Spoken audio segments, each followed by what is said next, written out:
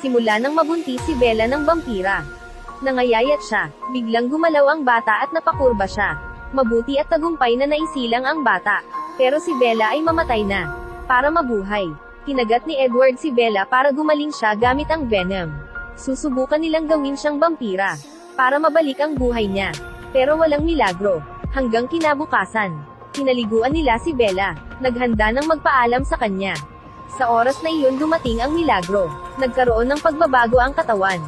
Mabilis na humilom ang kanyang katawan. Ang natuyong mukha ay nanembalik ang sigla. Isang napakagandang vampira. Nang binuksan ni Bella ang mga mata, nalaman niyang lumakas ang kanyang sentido, kahit napatak sa hangin, o ang mga sulat sa pader. Lahat maliwanag. Nalaman ni Bella. Nakatingin si Edward sa kanya. Niyakap nila ang isa't isa. Gustong makita ni Bella ang anak, pero pinigilan siya ni Edward. Gusto niya munang dalhin sa gubat si Bella para kumain, para masanay siya sa katawan ng vampira. Di inakala na napakabilis ni Bella. Kahit mga pagitan sa puno ay pwedeng liparin. Nakita niya rin ang isang USA.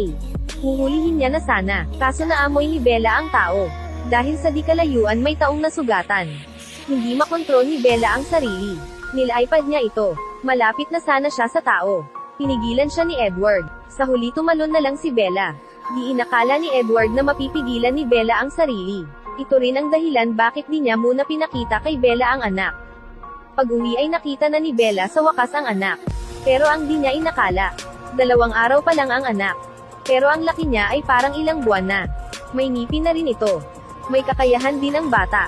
Kapag hinawakan ka niya, maipapakita niya ang mga alaala. Ito ay isang regalo. Napansin din ni Bella na kakaiba si Jacob sa anak. Ano bang mali sa iyo? Kaya sinabi na lang ni Jacob ang dahilan. Yun pala na imprint si Jacob sa anak ni Bella. Ito ang misteryosong imprint ng mga werewolf. Kapag nakita na nila ang taong mahal, proprotektahan nila habang buhay. Nagalit si Bella nang marinig ito. Hinapon niya si Jacob palabas. Bakit ka nag-imprint sa anak ko? Akin siya. Nagulat naman sila lahat sa lakas ni Bella. Para mapatunayan, si Eman ay may bitbit na malaking bato. Gustong subukan si Bella. Iba ang lakas ni Bella nang maging vampira. May dalang malaking bato si Eman. Para subukan ang lakas ni Bella. Napangiti si Eman. Nag-umpisa na ang laban. Buong lakas ni Eman. Pinalabas niya na. Pero di gumagalaw si Bella. At nang sumugod na si Bella, ang buong lakas ni Eman ay di kinaya. Pati ang bato ay nasira. Natulala na lang si Eman. Bakit ganon kalakas si Bella? Isang linggo nakaraan ordinaryong tao pa lang siya. Namatay na ito ng mga anak ng vampira. Gamit ang dugo at venom ni Edward. Nabuhay mula si Bella. Nakakagulat din ang bilis ng paglaki ng anak. Isang linggo pa lang siya pero mukhang 6 hanggang 7 taong gulang na. Akala nila magiging masaya sila. Pero nung araw na kumukuha ng snow ang anak, nakita siya ni Irina. Akala niya ginawa ang bata. Noon kasi may batang vampira. Pinatay ang buong bayan. At ang bata ay di lumalaki. At paiba-iba ang mood nito. Kapag magalit, hindi na makokontrol. Kaya niyang ubusin ang buong bayan. Kaya tinatawag sila na halimaw. At dahil sa Valkyrie, para maprotektahan ang buong angkan. Kaya wawasakin lahat ng banta. Pumunta si Irina sa Valkyrie para magsumbong. Si Arrow na nakakabasa ng alaala ay nasabik. Dahil gusto niyang wasakin ang buong Colin. Hindi naman halimaw ang anak ni Bella. Anak siya ni Bella nung tao pa lang siya. Kalahating tao kalahating vampira. Nakita naman ni Alice na parating si Arrow. Alam ni Edward na di nila kayang harapin ang Valkyrie. Kaya naghanap sila ng mga kakilala. Mabilis lang at nagsidatingan ang iba pa. Bawat sila ay may kakaibang kakayahan. Meron kayang kontrolin ang nararamdaman. Meron kayang kontrolin ang kalikasan. Meron din kapangyarihan ng kuryente. Naghanda na rin ang mga werewolf. Dumating na ang araw. Nagharap ang 2 pangkat. Nagsimula na ang labanan. Sumakay ang anak ni Bella kay Jacob para tumakas. May nakasunod na vampira sa likod nila. Di naman papayag ang mga werewolf na saktan ang bata. Dahil ang bata ay na-imprint na ni Jacob. Ang 2 pangkat ng mga vampira ay nakikipaglabanan. Dahil ang Valkyrie ay naniniwala na halimaw ang bata. At ang layunin nila ay wasakin ang buong pamilya Cullen. Pero nang mabasa ni Arrow ang alaala ni Edward, nalaman ang totoo. Pero bakit papalagpasin ang pagkakataon? Kaya matapang na lumapit si Renesmee. Hinawakan niya ang mukha ni Arrow. Para makipag-usap, mapatunayan na hindi siya halimaw. kundi tao siya na may dugong vampira. Nakapagpas siya na si Arrow. Pero kahit ganon, para kay Arrow darating ang araw na magiging pahamak ang bata sa lahat. Lumapit naman si Alice. Pinakita niya kay Arrow ang hinaharap para malaman niyang hindi banta ang bata. Pero ayaw palampasin ni Arrow.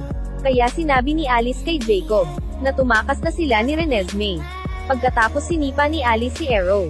Pero wala din naman nasaktan si Arrow. Inutusan niya ang Katie wala na kunin si Alice. Nag-umpisa na ang laban. Sinugod ang kabilang pangkat. Huwag mag-alinlangan na mahuli ang ulo ng kalaban. Dahil ito ang kahinaan ng vampira. Ginamit ni Jane ang kakayahan para patayin si Jasper. Pati ang werewolf namatay din. Nagalit si Alice. Agad siyang nilapitan. Sinakal ang leeg, at tinapon sa werewolf. Nakita ng isa na pinag-iisahan ang kasama. Sinuntok niya ang lupa. Nahati ito. Sa kanilang pagkakaisa, sinipa nila ang mga kalaban. Nakita ni Arrow ang sitwasyon. Nagpas siyang magpasimuno.